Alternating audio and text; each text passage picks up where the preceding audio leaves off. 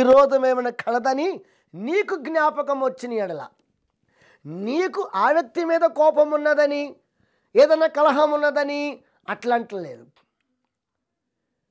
నీలో ఏదైనా అసమాధానం ఉంటే నువ్వు వెళ్ళి సమాధాన పడాలి, తప్పదు.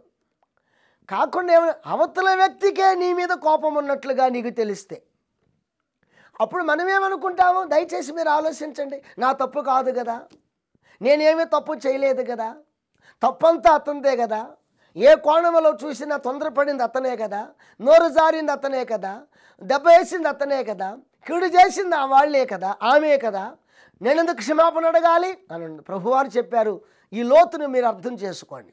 నువ్వు తప్పు చేసావని కాదు, అక్కడ నువ్వు తప్పు చేయకపోయినా అవతల వ్యక్తే తప్పు చేసినా ఆ వ్యక్తి నీతో సమాధాన పడకుండా ఉంటే, నీ మీద కోపంగా ఉంటే ముందు నీవే వెళ్ళి అతనితో సమాధానపడు. అర్పణ వదిలేసిన వెళ్ళి సమాధానపడు. ఎందుకని తర్వాత వచనాల్లో చెప్పాడు, నా తప్పు కాదులేను లేట్ చేస్తే ఆ వ్యక్తి వెళ్ళి అధికారికి ఫిర్యాదు చేయవచ్చు, లేక న్యాయాధిపతులకు చెప్పవచ్చు, ఎవరినో బంట్రోతులకు చెప్పవచ్చు. తనలో ఉన్నటువంటి కోపాన్ని బట్టి తను కొంతమందిని ముఠాన్ని తయారు చేయవచ్చు. ఆ తర్వాత నీ పక్షంగా కొందరు, వారి పక్షం కొందరు ఏకమైపోయి అనేక ప్రమాదాలకు, గొడవలకు, మరి ప్రాణాలు తీసుకునేదాకా రావచ్చు. ఆ ఛాన్స్ని ఇవ్వవద్దు. ఇంటున్న వారితో దైవ సేవకునిగా చెబుతున్నాను, దయచేసి వినండి. యేసు క్రీస్తు ప్రభువారు చెప్పినటువంటి ఈ మాట చాలా విలువైంది. ఈ సొసైటీలో తెలియక కొంతమంది పాటించలేకపోతున్నారు. నా తప్పు లేదులే అని చెప్పి తల దించను కొంతమంది, లేదు కాబట్టి దించనక్కర్లేదు. కానీ నీకు నెమ్మది ఉండదు కదా, అవతల వ్యక్తి పగతో రగిలిపోతున్నాడు కదా, అవతల వ్యక్తి అసమాధానంతో రగిలిపోతున్నాడు కదా, అవతల వ్యక్తి నిన్నేదో చేయటానికి ప్రయత్నాలు చేస్తున్నాడు కదా, మరి అనుకోకుండా మరి నీతిమంతుల మీద దాడి చేస్తారు అన్నట్లుగా గబుక్కు నీ మీద దాడి చేస్తే మరి నీ సంగతి ఏంటి? అందుచేత మూర్ఖుడు నీ మీదకి రాకముందే, అవతల దుర్మార్గుడు నీ మీద దాడి చేయకముందే, దేవునికి స్తోత్రం, అవతల వ్యక్తి నీ కీడు తలపెట్టకముందే నువ్వే త్వరపడి వెళ్ళి సమాధాన పడితే ఆ వ్యక్తి తను తాను సిగ్గుపడతాడు, తన తప్పు తాను తెలుసుకుంటాడు, నిన్నేదో చెయ్యాలి అనుకు చేస్తున్న ప్రయత్నాన్ని విరమించుకుంటాడు. ఇద్దరి మధ్య సమాధానం కలుగుతుంది. దేవునికి స్తోత్రం. అలాగే సిలువలోకి మనం వెడితే యేసు ప్రభు చెప్పిన మాట గుర్తు చేసుకోండి. నేను చేసింది తప్పు, నన్ను క్షమించమని యేసు ప్రభు వారు అక్కడ చెప్పలేదు. వాస్తవంగా యేసు ప్రభు వారు ఏ తప్పు చేయలేదు. యేసు ప్రభు సందర్భంతో ప్రధాన యాజకుని ముందు మాట్లాడుతూ అన్నాడు, మీ వీధులలో ప్రసంగాలు చేసి తినే, మీ సమాజ మందిరాల్లో నేను బోధించి తినే, మీ ముందు నేను తిరిగి అనేక మందికి మేలు చేసి తినే, ఎప్పుడైనా ఒక తప్పుని నాలో శత్రుత్వం అనేది మీరు ఎవడైనా చెప్పాడా? మరి ఇప్పుడే నన్ను బంధించి ఆ వ్యక్తిని చెంప మీద కొడుతున్నాడు, నాలో ఏ తప్పు లేదు కదా అన్న ప్రభు అయిన యేసు తిరిగి మళ్ళీ సిలువలోకి వెళ్ళిన తర్వాత ఎవరైతే శత్రువులుగా ఉన్నారో, ఎవరైతే తన మీద పగబెట్టుకున్నారో వారి కొరకు ప్రార్థన చేశాడు. ఇక ఖచ్చితంగా చెప్పాడు, అది నెరవేర్చాడు. తండ్రి, వీరేమి చేయుచున్నారో వారు ఎరుగురు కనుక దయచేసి వారిని క్షమించుము. ఇది నిజమైన భక్తి. అందుకే బైబిల్ అంటుంది, క్రీస్తు యేసు కలిగిన ఈ మనసు మీరును కలిగి ఉండుడి. కొంతమంది అవతల వాళ్ళ తప్పులు క్షమించటం అట్టుంచి వారి తప్పులే వారు అర్థం చేసుకోలేరు. ఇంకా ఎలా సమాధానం కలుగుతుంది? అందుకే ఈ లోకమంతా కూడా రాజ్యానికి రాజ్యము, దేశానికి దేశము, నాయకులకి నాయకులు, వ్యక్తికి వ్యక్తి, జాతికి జాతి, మతానికి మతము, మనిషికి మనిషి ఏమాత్రం కూడా సమాధానం లేక ఇష్టానుసారముగా జీవిస్తున్నారు. ప్రతి పూట కూడా వ్యాధులు వచ్చి చచ్చేవారి కన్నా ప్రియులారా వినండి, అసమాధానంతో, అల్లరితో, కోపముతో, శాపంతో, పాపంతో నిలువున ప్రాణాలు తీసుకుంటున్నారు, సర్వనాశనం అయిపోతూ ఉన్నారు. ఆశలు పెట్టుకున్నవారు, భవిష్యత్తులో కలలు కనిన వారు, ఏదో చదువుకోవాలి, ఏదో పైకి రావాలి, తల్లిని చూడాలి, తండ్రిని చూడాలి, మంచిగా బ్రతకాలి, అభివృద్ధి చెందాలనుకున్న వారు సర్వనాశనం అయిపోతున్నారు. కొంతమంది అనేకుల మనుషుల చేతుల్లో బలి పశువులుగా మారిపోతూ ఉన్నారు. ఇదంతా జరగకుండా ఉండాలి అంటే నీ తప్పు నువ్వు తెలుసుకోవాలి. నీలో ఏమన్నా ఉంటే క్షమించమని అడగాలి. ఒకవేళ నీలో తప్పు లేకపోయినా తోటి వాళ్ళలో తప్పున్నా సరే ఆ వ్యక్తిని కూడా సమాధానపరుచుకునే ప్రయత్నం నువ్వు చేయాలి. అందుచేత కొట్టిన వాడిని, తిట్టిన వాడిని యేసు ప్రభువారు క్షమించమని అడిగాడు. ఈ మనసు ఎవరికి వస్తుందో?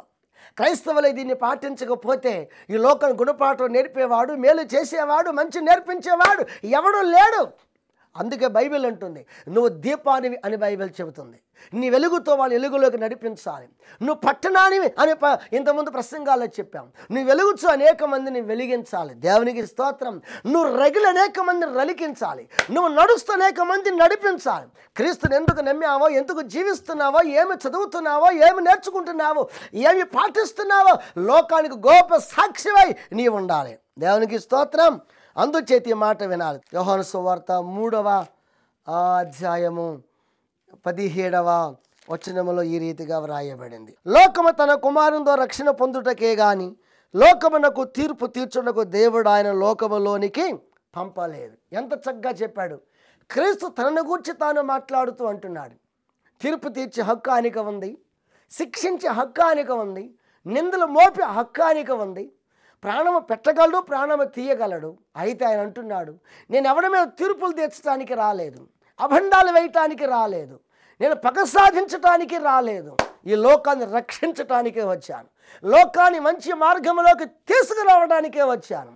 నా మాదిరి జీవితంతో లోకాన్ని క్షమించి మంచి మార్గంలోకి తేవటానికే వచ్చాను. అంత మాత్రమే కాదు, నేను పరలోక రాజ్యం ప్రవేశించిన తర్వాత వీరందరూ కూడా నాతో కూడా పరలోకానికి వచ్చి నాతో కూడా కలకాలం జీవించి ఏర్పాటు చేయడానికే ఈ లోకానికి వచ్చాను అన్నాడు. అందుకే యేసు ప్రభు చెప్పాడు, నేను సమాధానమనే కోరువాడను కానీ అసమాధానం కోరువాడను కాను అన్నాడు. దేవునికి స్తోత్రం. అంత మాత్రమే కాదు, కొరింథీ పత్రం మనం చూచినట్లయితే యేసు ప్రభు వారు ఎవరిని కొట్టలేదు సరిగదా, కొట్టబడి కూడా క్షమించాడు. ఎవరిని తిట్టలేదు సరిగదా, తిట్టిన వారిని క్షమించాడు. ఎవరికి హాని తలపట్టలేదు సరిగదా, హాని చేసిన వారిని క్షమించాడు. దేవునికి స్తోత్రం. చివరిగా ఏ తప్పు చేయకపోయినా, నేరాలు మోపిన రుజువు చేయలేకపోయినా సర్వమానవాళి విమోచన కోసం మరణములో సిలువలో మరణముతో మరణమునే జయించి నిమిత్తమై, మరణం ముళ్ళు విరిచివేయ నిమిత్తమై, మరణము నుండి మనిషిని విడిపించి పరలోక రాజ్యం ప్రవేశింపజేసి నిత్య జీవాన్ని ప్రవేశపెట్టే నిమిత్తమై దేవునికి స్తోత్రం.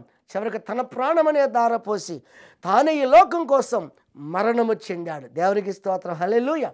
అందుచేత అర్థం చేసుకోండి, క్రైస్తవుడు అంటే ప్రాణం పెట్టువాడే కానీ ప్రాణము తీసేవాడుగా ఉండకూడదు. కొడితే పడేవాడే కానీ కొట్టువాడుగా ఉండకూడదు.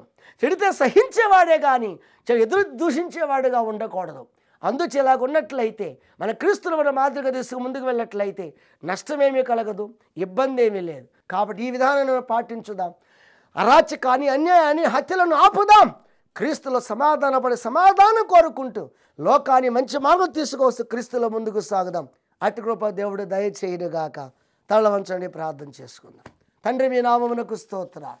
విత్తమైన వాక్కులు నీరు కట్టి ఫలింపచేయండి. తెలియక లోకమంతా మారణ హోమం సృష్టిస్తుంది, దానికి లెక్క ఉన్నదని మీరు చెప్పారు.